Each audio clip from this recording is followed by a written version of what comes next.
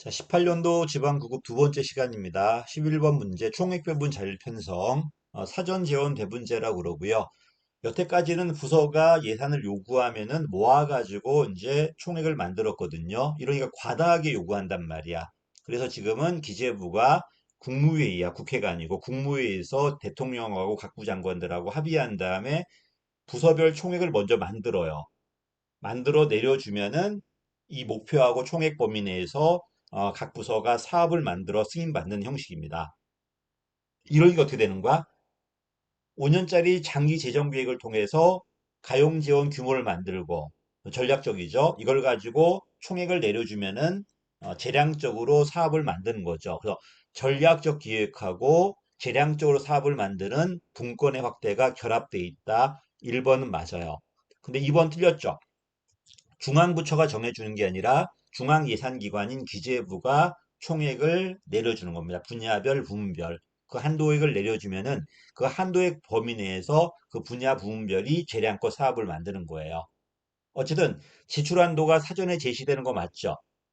이러니까 나중에 그게 잘 나왔나 안 나왔나 성과 평가 스스로 해야 돼요. 자율 사업을. 단위 사업은 스스로 평가한 다음에 평가가 안 나왔을 때 그 사업은 줄이든지 폐지해야 됩니다. 그래서 사업에 대한 책임성과 권한이 강화된 거 맞고요. 어쨌든 재량은 커졌지만 사업별로는 기재부가 통제할 수 있겠죠. 성과 나왔나 안 나왔나를 가지고 통제할 수 있을 겁니다. 답은 그래서 2번 틀렸죠. 이거는 19년도 문제 또 어떻게 나왔냐? 이게 되니까 뭐 사업별 통제 기능을 상실했다 이렇게 나왔잖아요. 직전 연도 표현이 그 다음 연도에 새롭게 시험에 나왔어 표현돼 가지고.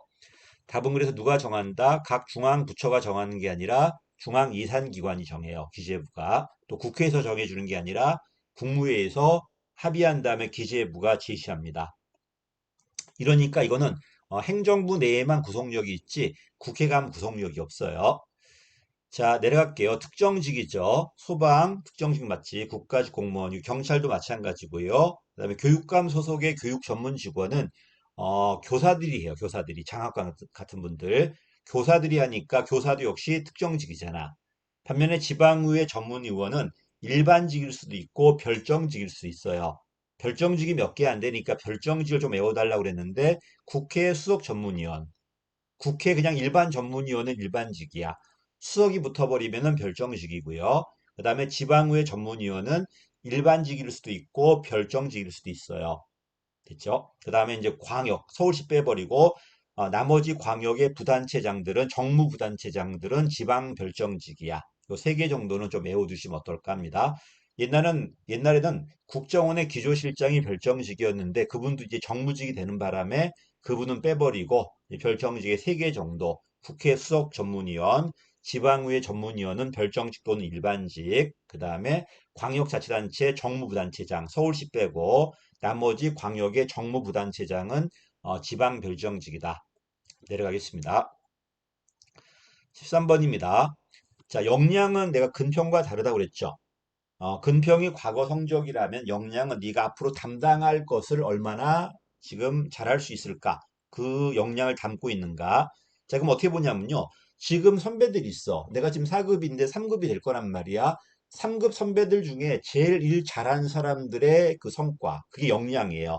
그래서 평균 성과자가 아니라 고성과자의 특성, 그 특성을 승진하기 전에 네가 얼마나 갖고 있는가를 먼저 검증해 보겠다는 겁니다. 그래서 이 기억은 틀렸다.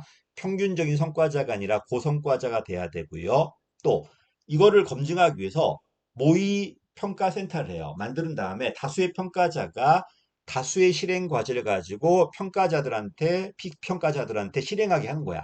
다시 내가 승진할 사람들이야. 4급이야. 이런 4급들의 여러 명에게 어?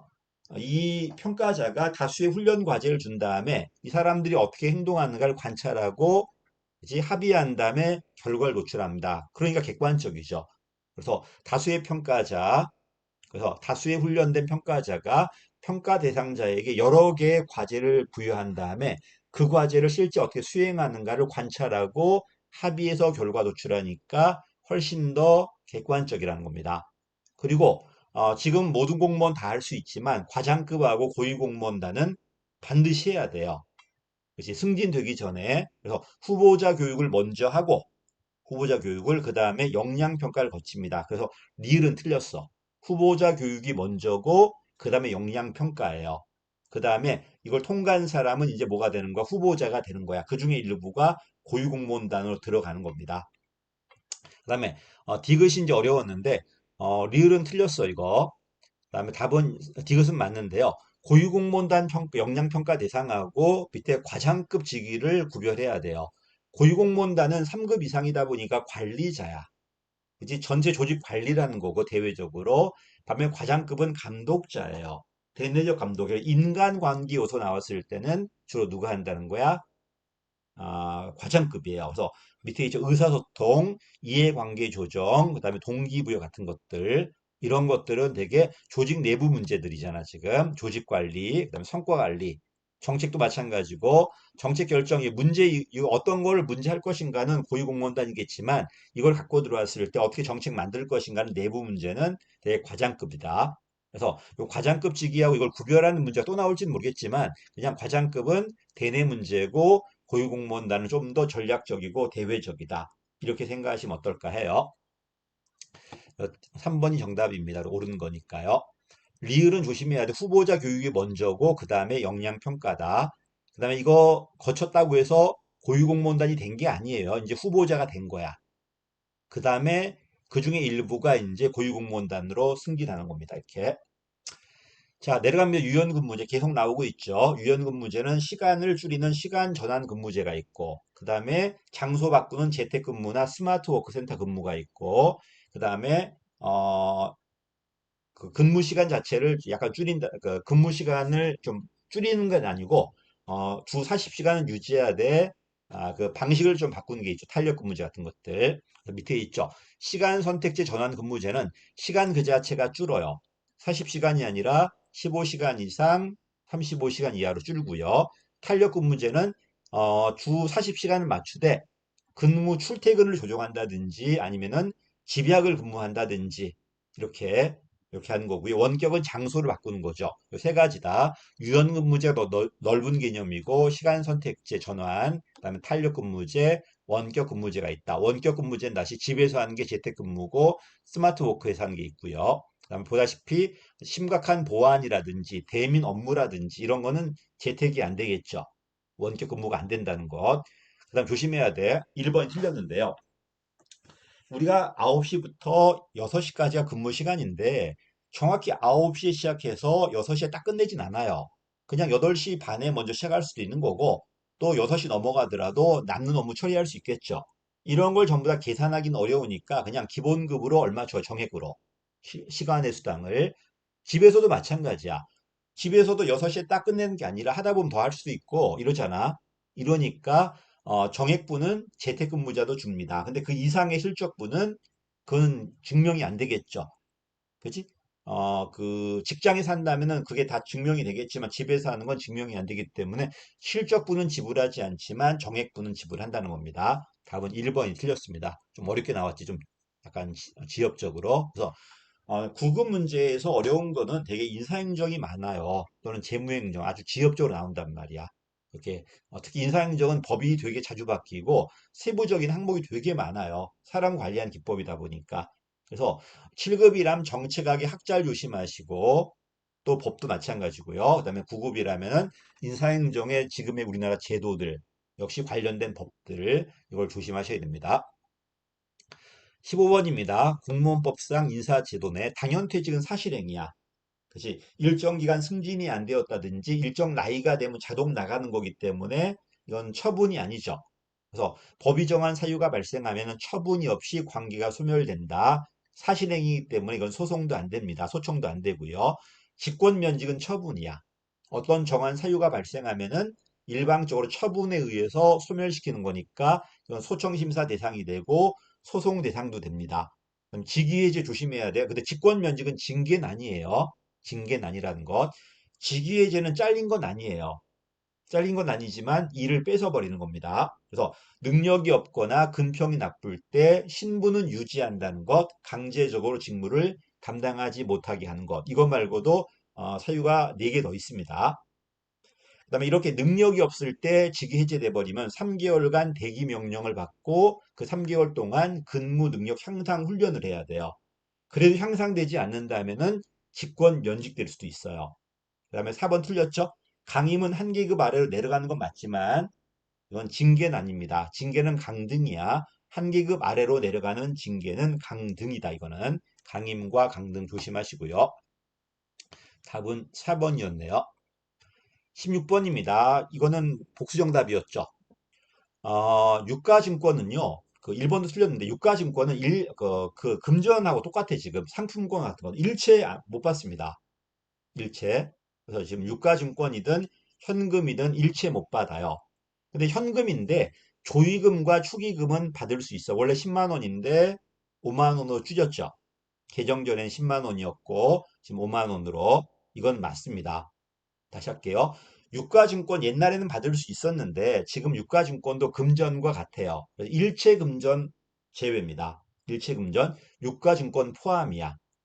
유가증권도 거의 금전과 같은 현금과 같으니까요. 이건 기억은 틀린 거야. 1번은. 반면에 현금은 안 되는데 축의금이나 조의금은 받을 수 있어요. 다만 그 금액이 10만 원에서 5만 원으로 줄었어요. 음식, 내가 밥을 사는 건 그대로야. 3만 원이야. 종전 그대로고요. 그 다음에 농산물, 수산물 이런 가공품은 지금 5만 원에서 10만 원 늘었는데 여기 한 번 더 개정되었죠. 추석이나 설이 될 때는 20만 원까지 올라갈 수 있어요. 그치? 그래서 틀린 게 뭐다? 음식물은 그대로 3만 원이야. 유가증권은 일치 안 됩니다. 금전, 현금, 유가증권 일치 안 돼요. 반면 예외적으로 축의금, 조의금은 5만 원 범위 내에서 가능하다는 것. 음식물은 그대로 3만 원이고 농산물은 5만 원인데 이게 10만 원으로 늘어 선물은 원래 5만 원이에요. 지금 지금도 5만 원이야. 근데 이 선물 중에 농산물, 수산물, 축산물 이런 것들은 10만 원까지 갈 수 있다는 겁니다. 그리고 한 번 더 개정돼 가지고 설이나 추석에 20일 전후로는 21일 전까지는 20일 요 안쪽으로는 20만 원까지 확대되었습니다. 됐지? 자, 그래서 복수 정답은 답이 1번과 3번입니다. 유가증권 일치 안 된다는 것. 물론 뭐 축의금으로 유가증권 주시는 분은 없겠죠. 자, 그다음 17번입니다. 구조 상황론. 이건 뭐냐면 어디나 적용되는 유일 최선의 법칙이 있다는 게 기존 이론이었어. 그런 거 없어. 상황이 달라지면 규모가 기술이 환경이 달라지면은 조직의 구조가 달라져야 돼요. 그래서 이 상황과 조직의 특성이 부합해야지 효과성이 나온다는 겁니다. 1번 맞았고요. 반면 전략 선택이론은 규모, 기술, 환경이란 상황이 중요한 건 맞지만 이런 상황이 구조로 가는 게 아니라 이런 상황은 최고 책임자의 전략에 영향을 줘. 이 최고 책임자 전략이다 의지에 따라 뭐가 달라진다? 구조가 달라진다는 겁니다. 그래서 상황이 구조로 가는 게 아니라 상황은 전략에 이 전략에 따라 뭐가 달라진다? 구조가 달라진다. 이것도 맞았죠. 그다음에 자원 의존 이론은 하나 더 나가야 돼요. 환경의 의존성은 인정해요. 이 의존성을 낮추는 방향으로 전략을 세운다는 거야. 그래서 전략 선택 이론과 자원 의존 이론은 임의론이야. 그래서 조직이 주도적이다, 능동적이다. 반면에 구조 상황론은 결정론이에요. 오히려 상황이 더 중요하니까요. 4번 틀렸죠? 주인 대리인 이론은 항상 대리자가 정보를 더 많이 알고 있어요. 대리자가 사익을 추구하는데 주인을 속인다는 거죠. 이러니까 대리인에게 권한을 대폭 위임해봤자 오히려 더 주인을 속일 겁니다. 그러니까 권한 위임하자는 게 아니라 유인체계 또는 대리인의 정보를 드러내게 만들어야 되겠죠. 통제해야 된단 말이야. 유인체계나 통제장치 만들자는 거예요. 다시 답은 4번이 틀렸습니다. 권한 위임하자는 게 아니라 통제나 특히 유인체계 만들어 가지고 대리인의 그 비대칭을 정보 비대칭을 해소하자는 겁니다. 답은 4번이 틀렸습니다. 19번입니다. 처음 나왔어 SOP. 얘는요 분석을 통해 만들어진 게 아니라 경험을 통해서 천천히 만들어져 간 겁니다. 특히 이런 SOP 강조하는 게 조직과정 모형이나 회사 모형이죠. 사이버네틱스 모형도 역시 마찬가지다. 앨리스 모형 2야 2. 1이 아니고 모델 1은 합리 모형이잖아 지금. 모델 2가 돼야 되고 사이버네틱스 모형, 그 다음에 회사 모형 이런 것들이 SOP를 강조해요. 분석을 하는 게 아니라 뭐야? 경험을 통해서 우리가 배워온 겁니다. 자, 이가 만들어지면요. 그치? 똑같이 요 SOP에 따라 업무 처리해요. 그러다 보니까 업무는 공평하게 처리하지만 현장의 특성은 반영하기가 어려워요. 왜? 규정대로만 할 거니까요. 정해진 규정대로. 그래서 2번은 틀렸지만 3번 맞았어요. 왜? 규정대로 하니까 누구한테나 똑같이 하다 보니까 공평성 확보한다는 거야. 또 사람이 바뀌더라도 SOP가 존재하면은 정책이 그대로 집행될 거고 그대로 할 거니까 안정성이 있겠죠. 틀렸죠. 4번도 업무 담당자가 바뀌더라도 SOP가 존재하면은 업무의 연속성은 유지한다는 겁니다. 답은 그래서 뭐가 맞다? 3번만이 맞습니다. 이건 모델 1이 아니라 2가 돼야 되고요. 회사 모형, 사이버네틱스 모형도 들어옵니다. 그 다음에 획일적으로 처리하다 보니까 특성은 반영이 안 될 거고요. 대신에 공평성은 있을 겁니다. 또 얘가 존재하면은 사람이 바뀌더라도 업무 처리 방식은 그대로니까 연속성은 유지하겠죠. 이거는 뭐그 새로 들어왔지만 처음 들어왔지만 어려운 문제는 아니었을 겁니다. 답은 3번입니다. 다음에 주민감사 청구 제도가 약간 바뀌었죠. 지방자치법이 전면 개정되면서 옛날은 2년이었잖아. 이제 3년으로 늘었어요. 3년 늘었고 역시 60일 안에 끝내는 건 그대로예요. 60일 안에 따로 법이 있는 게 아니야. 지방자치법에 있는 겁니다. 2년이 3년으로 바뀌었고 19세가 18세로 바뀌었고 500개, 300개, 200개가 300개, 200개, 150개로 바뀌었죠. 답은 4번 틀렸습니다. 60일 안에 끝내라. 그 다음에 역시 감사 청구 안 되는 게 열거돼 있어. 그치? 다른 기관이 감사한 사항은 감사가 안 되지만 예외가 있죠. 중요한 사항이 누락되었거나 새로운 사항이 발견되었다면은 설사 다른 기관이 감사였거나 감사 중이어도 감사할 수 있습니다. 이거 말고도 수사 재판 관여하는 거 안 되고요. 사생활 침해도 안 되죠. 감사라는 건 수사 요구하는 거잖아. 그래서 수사 요구하는 거 수사가 안 되는 것들은 감사가 안 돼요. 근데 예외가 있으니 감사했던 거라도 중요한 사항이 누락되었거나 새로운 사항이 발견되었다면 감사 청구 가능합니다. 4번 틀렸는데 일단 19세가 아니라 18세로 바뀌었고요. 다 18세야. 주민 소환만 아직 19세예요.